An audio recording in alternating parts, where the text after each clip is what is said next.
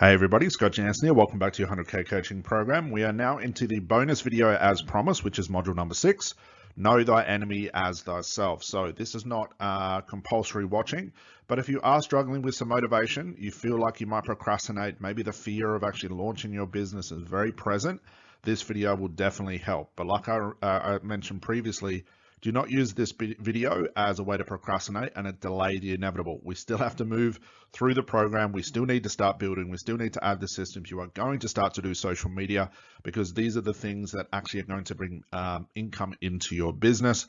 But if you are one of those people that's struggling just a little bit, based on the information I've presented to you so far, this video is really going to help. So let's dive in. All right, so here's what we're going to cover first, guys. Firstly, we're going to look at something that I call creatures of default habits. Next is my observation on life. Following that is looking at evil in the face, the slippery slope of negative defaults, personal conflict with self, your evolution, fighting the mental war, recognizing yours and my defaults, oscillating defaults, and then the one exercise I have for you that's going to summarize this entire program is what I call breaking defaults and your 30-day tracking. So let's begin. So I want to preface this training with this statement right here because it really rings true for the following slides that you're going to see in everything we're going to talk about, which is that human beings are creatures of default habits. Some habits will serve us and some will regress us. So please remember this statement throughout the rest of this training because I want to make your observation on life, personal development, how you can, as cliche as it is, change your life, get what you want out of life, make money, become a millionaire, find the love of your life, whatever it is, all comes down to being a creature of habit and changing your default habits. And I just want you to think of this statement, this metaphor as ringing true because it's going to make it a lot easier for you to absorb the information that I have for you in this program. So here's my observation on life. And again, this is my observation. I'm not saying that your way of thinking is wrong. I'm not saying my way of thinking is right. I'm just showing what I have observed by my own personal development since I was about 17 or 18 years old when I started to look at improving the things that were happening in my life to now where I'm 38 as I'm recording this, and the things that I've noticed. So I personally do not think that the life that you live now, good or bad, is the result of some unconscious blueprint. And you might be thinking, well, Scott, hang on, weren't you a therapist? And you're saying no to the whole unconscious blueprint. And as a matter of fact, I am. I also don't think it's some generational energy passed down through your DNA or some higher self, some amorphous energy or hex from your past life or any related theories. I don't believe that personal development, the way you can change your life, the way the mind works, how the unconscious mind works, the conscious, the subconscious, higher self, I don't really get involved in too much of that stuff because I see that it gets very, very complex too quickly. And there's so many different rules and ways of thinking and all these amorphous things that really, when we narrow these things down, cannot be proven to be right or wrong. My observation in life is I like proof of things because proof allows us to iterate things to make the outcome we desire better. But if there's nothing that can be proven, whether it's yes or no, or maybe, or it's true or it's not true, it's very, very hard to oscillate between doing something different to improve upon the outcome you're looking for.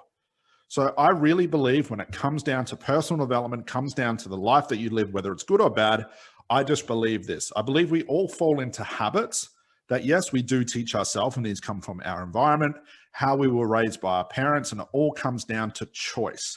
Some choices you make are bad and some are good. That's really the way that I observe life. And I want you to observe it in this way. Just for the sake of this training, just put all your thoughts, all your arguments against this, whatever you have, put that aside for now, just so you can absorb this new information. I really think life just comes down to a bunch of choices. I believe some people just pick better choices, especially when it comes to personal development, improving our lives. So we could have one person that wants to be a millionaire and chooses to do the things to become a millionaire. On the other hand, we have someone that wants to become a millionaire, but chooses to sit on the couch and watch Netflix and eat donuts. It just comes down to choice.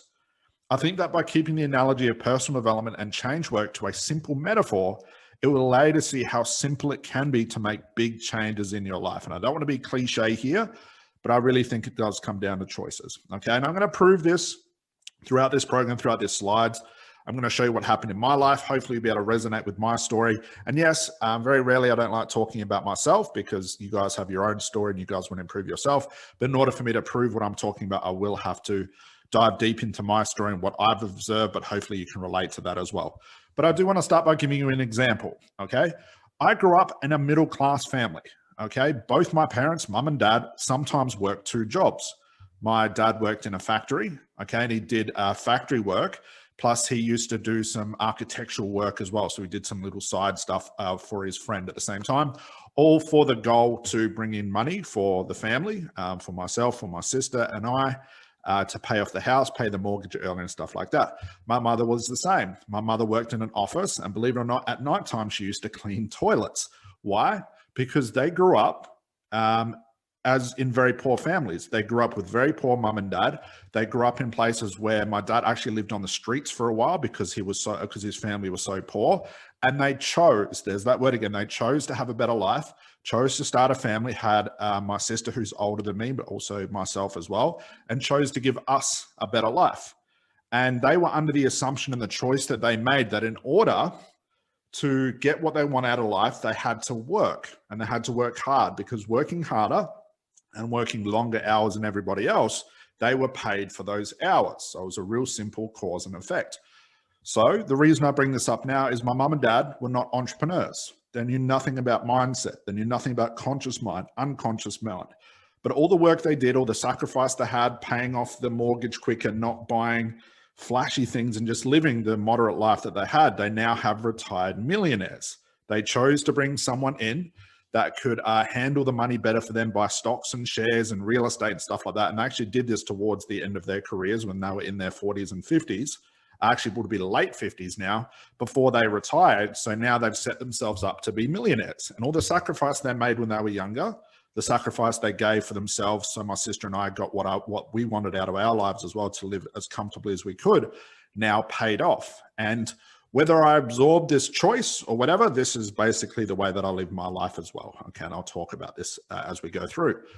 But I also, as I said, they retired millionaires, but I also noticed all the friends, all the people I went to school with, none of them are entrepreneurs. None of them understand the mind. None of them understand unconscious blueprints. None of them know about therapy and coaching.